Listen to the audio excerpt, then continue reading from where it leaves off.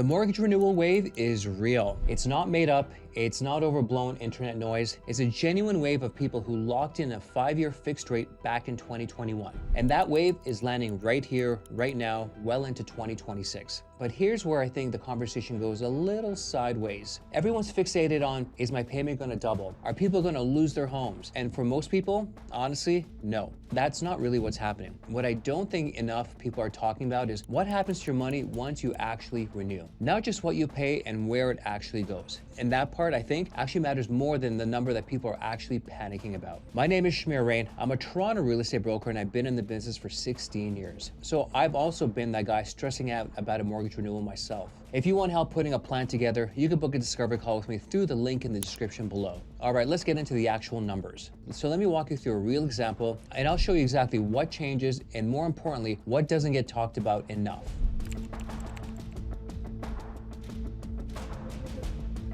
Okay, so let me set this up properly because I actually want to walk you through the mechanics here, not just throw some numbers at you. For those of you newer to my channel, the reason this whole renewal wave conversation actually exists is because there was a window roughly between 2020 into 2021 where a 5-year fixed rate on mortgages were sitting at under 2%. Some people got in at 1.5% and some people got in at 1.8, even 1.9%. It depends on actually where you locked in. And now, 5 years later, all those mortgages, well, they're coming up for renewal at the same time. That's the wave part. So let's actually build one of these mortgages out. Say somebody bought a property for $780,000 back in 2021, a pretty typical GTA number for that time. They put down 20%, so that's $156,000 out of pocket, which means the mortgage itself, the amount they actually borrowed is $624,000. And let's say they locked in at 1.84% for 5 years. I picked that number because it's the most realistic. I mean, some people even got a better rate and some people even got slightly higher rate, but that's a fair of a middle of the road number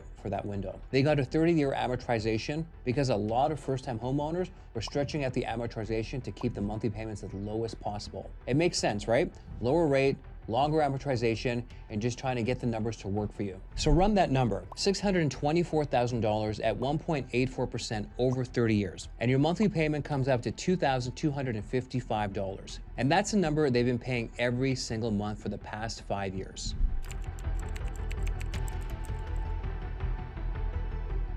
Now here's where I want to slow down because this is the part that actually explains everything else in this video. Every mortgage payment you make gets split into two pieces, principal and interest. Principal is the actual amount coming off your loan balance. Interest is what you're paying the bank to borrow the money in the first place. And the lower your rate is, the less of your payment goes towards interest, which means more of it goes directly towards knocking down that balance. That's just how amortization works. So at 1.84%, which is a really low rate, almost 60% of every payment a person makes was going towards principal, and only 40% of it is going directly towards interest. So over 5 years, they paid down roughly $82,000 of the actual loan, and they only paid about $53,600 in total interest over the entire 5-year period. Which, I mean, think about that. Over 5 years, only $53,000 went to the bank. The rest of it actually went towards owning more of your house. So the mortgage balance started at $624,000 and is now sitting at $542,000. They've knocked down $82,000 off it just by making the regular payments. Not any lump sum payments, just regular monthly payments doing their job because the rate was so low.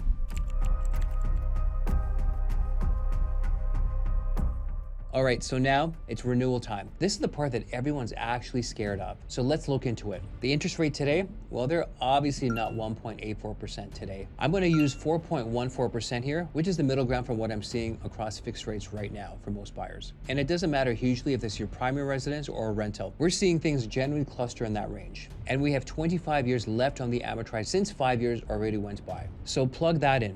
$542,000 balance, 4.14 interest rate, 25-year amortization, and the new monthly payment is $2,894 a month. So when we compare that, $2,255 before and $2,894 now. That's a $639 jump month over month. In percentage terms, that's about 28.3% increase in your monthly payment. Now, is that a lot? Yeah, that's huge. It's a noticeable increase. Nobody's thrilled about adding $600 plus a month to their bills by any means. But is it the your payments are doubled, you're going to foreclosure story that everyone was talking a few years ago? No, not even close. For most people, that's going to be a tight adjustment, but not a crisis by any means. You might have to tighten up somewhere else, but it's not a disaster scenario by any means.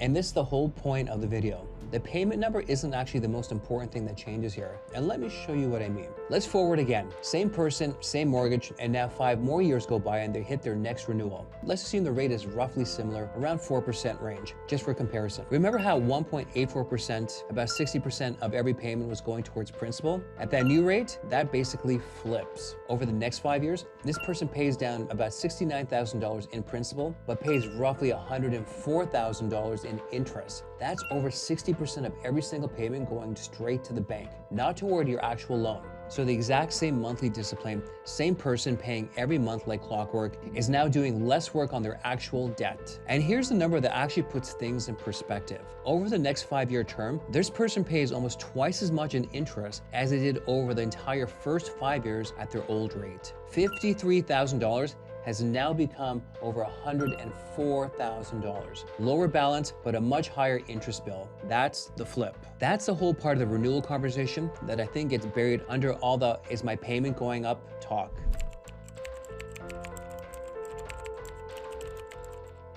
So when people ask me, is a renewal wave going to crash the market?